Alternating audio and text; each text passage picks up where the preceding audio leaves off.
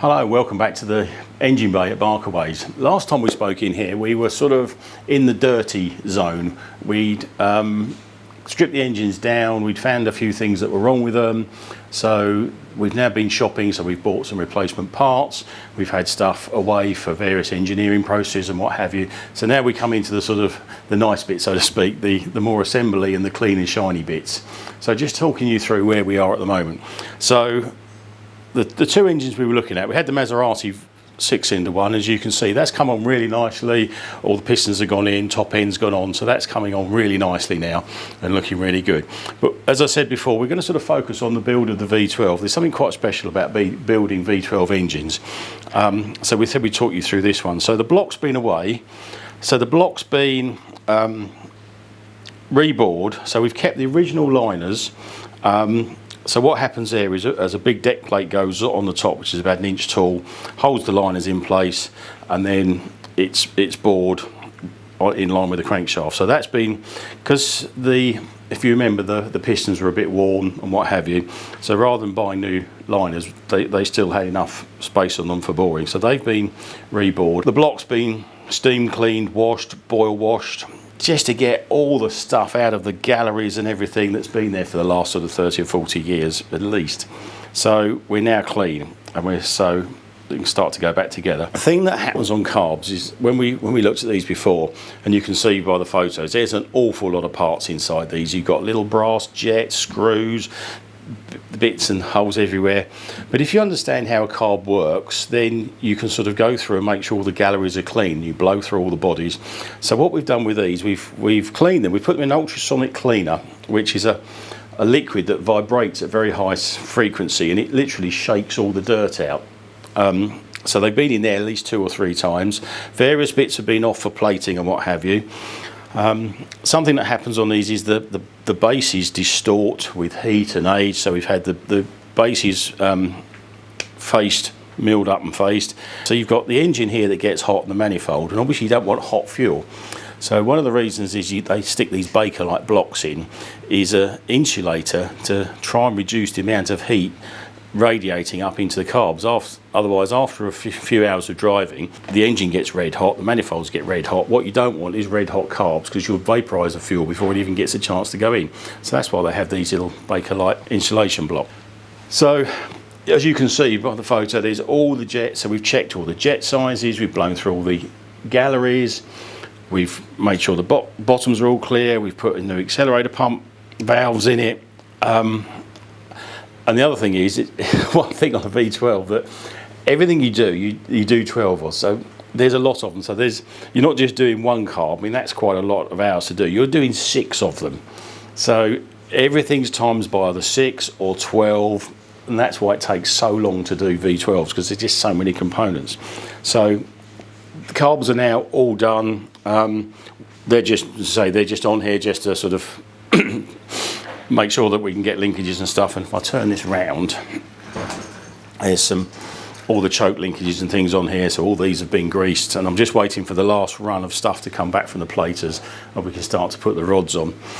While we're on this side, this has come up for discussion before, and there's various mechanics around that have got views on this. Whether you use, this is where the fuel rail goes on, and they do leak. One of the biggest problems with old cars and fuel and old carburetors is they leak, and when they leak, obviously you don't want fuel and it catches fire.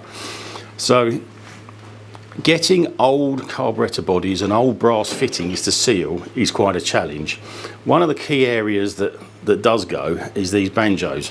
So the fuel rail comes along here and the fuel goes in there, so you've got to seal up the fuel rail. Now originally they had either copper washers or fibre washers. Now a fibre washer is slightly softer. A fibre washer is better for sealing, because these carbs are old now, so they start to get a bit pitted and corroded, and likewise the fuel rail starts to get a bit old and horrible. So a fibre washer tends to be more sympathetic to a not perfect surface, whereas a copper washer was very good on a perfect surface. The trouble with a fibre washer is when it gets hot, it expands, it can crush and leak. So you're trading off the two.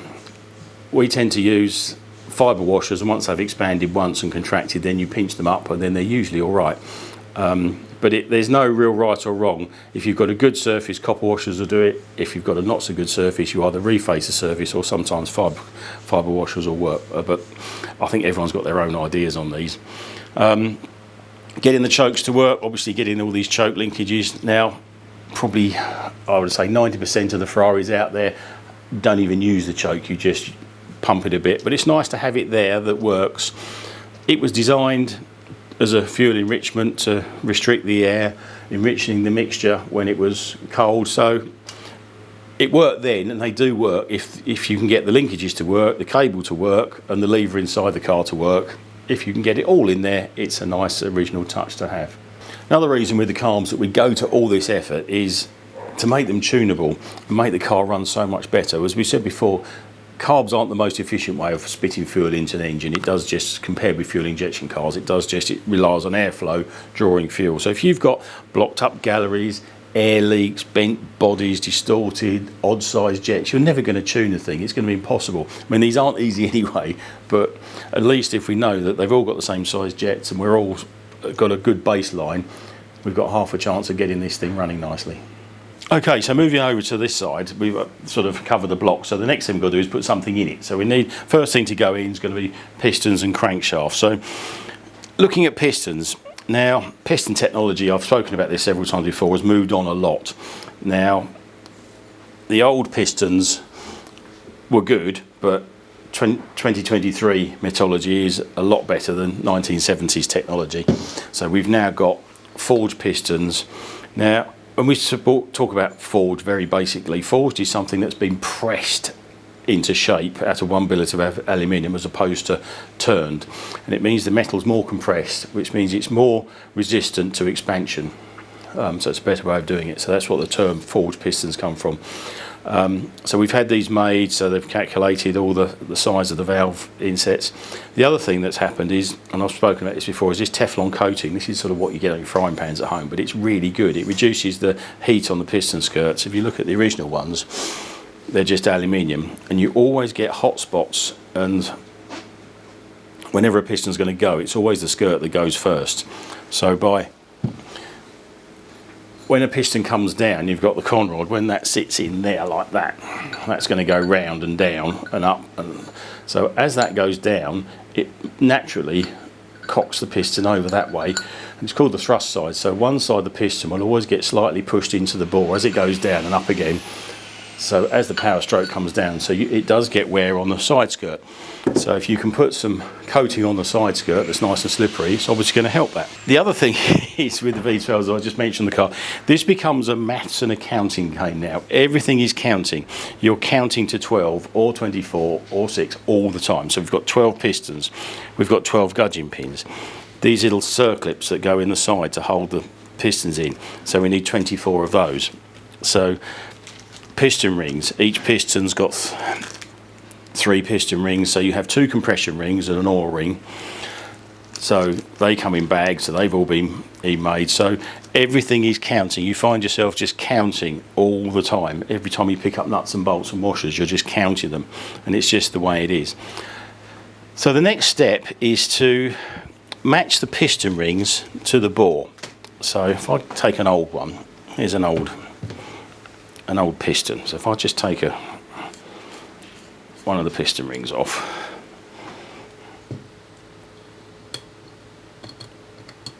that'll come off.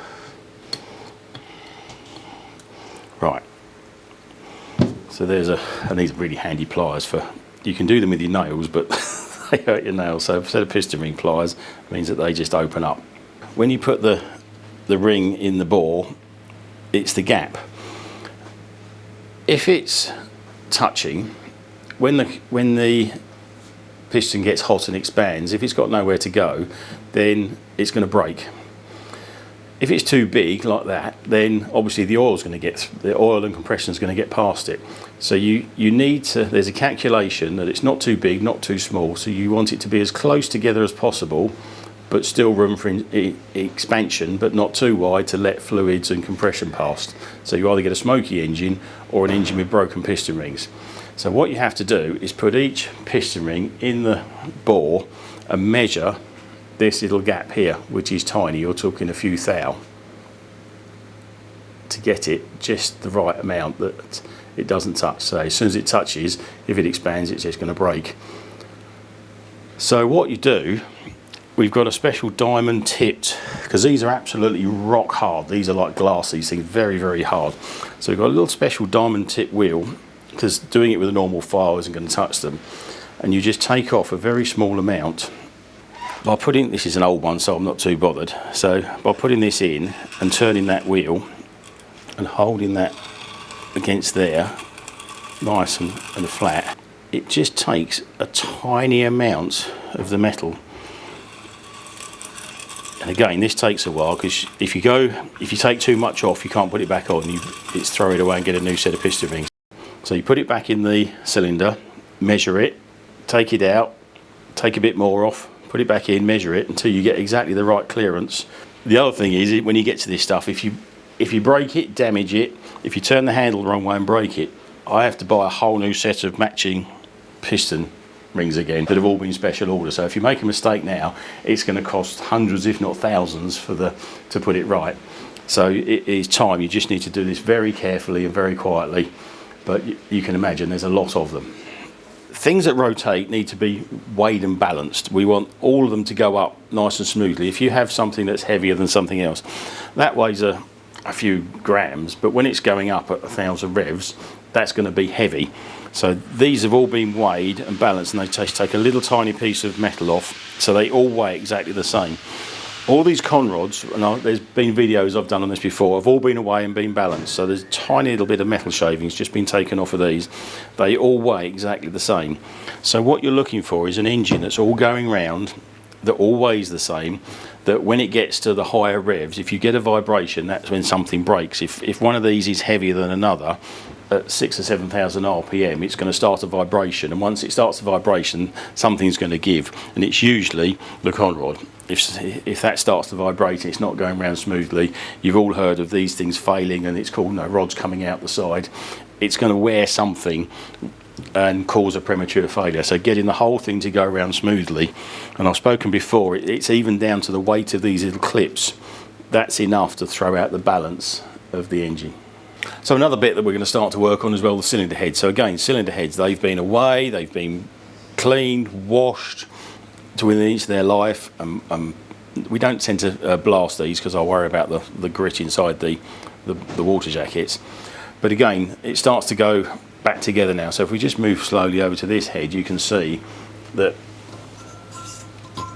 the valve seats and everything have all been cut. So we've got new valve guides. So they've all been pressed out, pressed in, and then reamed to the exact size of the valve. So when the valve goes in now, there's no play in it. It all fits in there beautifully.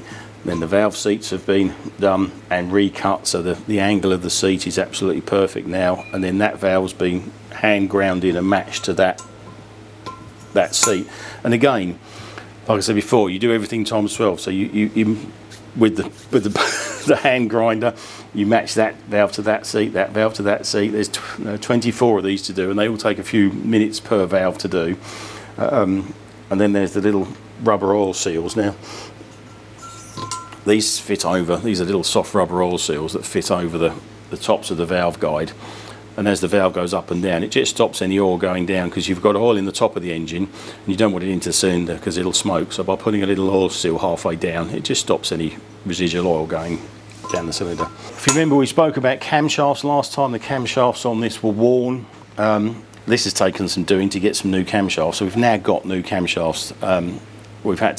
These are no longer available from Ferrari, so we've had to get some done on this. So we've got beautiful new camshafts as opposed to, so we've now got, I mentioned last time, you need smooth surfaces against smooth surfaces. You want the smooth buckets on a smooth lobe, not a rough bucket on a rough lobe. So we've managed to locate and purchase some camshafts. We've got some new gears coming. I mentioned before that some of the timing chain wasn't running true and things, and there was some wearing gears and what have you, so we've got new gears. So we can really start to assemble the heads. And again, everything's numbered again. These are line board, these caps. You can see there's all numbers on the top. So when these are put in originally, they're bolted down, and then a line bore bar will go all the way through the middle and drill the hole all the way through that lot. So these are all matched. So if I put that round that way, it's going to be slightly off centre. So when they do this, they number them. So every cap is numbered. That's number 81. So 81 goes to 81 and the numbers go together. So we've got 78, 79, 80, 81, 82, 83, 84, all numbered on the caps. If any of these ever get broken or lost and you can buy a new cap, you have to have the whole cylinder head re-line bored to make sure it fits. So again, you're just checking numbers, counting all the time. Well, I hope that all made sense. A lot of you have been asking for more technical sort of stuff on the videos. We're going to crack on, keep going with the engines, and we'll see you on the next one.